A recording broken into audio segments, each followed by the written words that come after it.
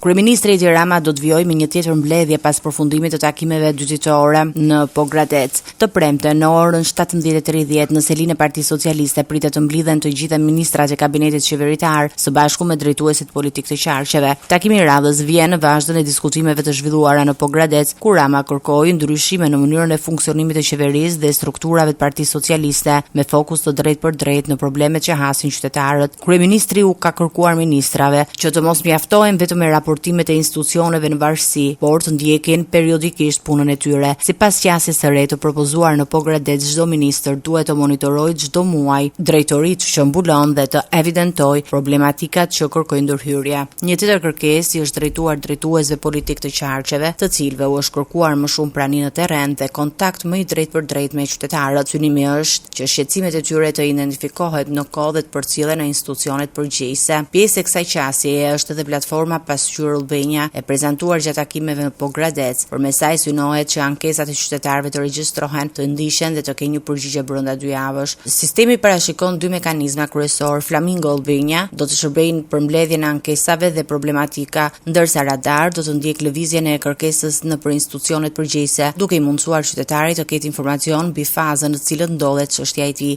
Sipas projektit të prezantuar përmes këtij mekanizmi, qytetarët do të mund të shohin në kohë reale se cili institucion po merret me kërkesën dhe nëse ajo është duke u trajtuar. Ndryshimi i mënyrës së komunikimit me qytetarët është përfshirë nga Partia Socialiste edhe në 2 dokumente të saj, Besa dhe Prania Besnike, të cilat synojnë për të përcaktojnë një angazhim më të madh në strukturat politike dhe qeverisjes në terren. Mbledhja e së premtes pritet të shërbejë si vijim i drejtë për drejtë i diskutimeve në Pogradec, ndërsa ministrat dhe drejtuesit politik do të kenë përpara detyrat për zbatimin e kësaj qasjeje të re. Në qendër të saj është vendosur një objektiv i qartë që problematikat e qytetarëve të mos mbeten vetëm në nivel të ankesave, por të ndiqen deri në gjetjen e një zgjedhjeje konkrete.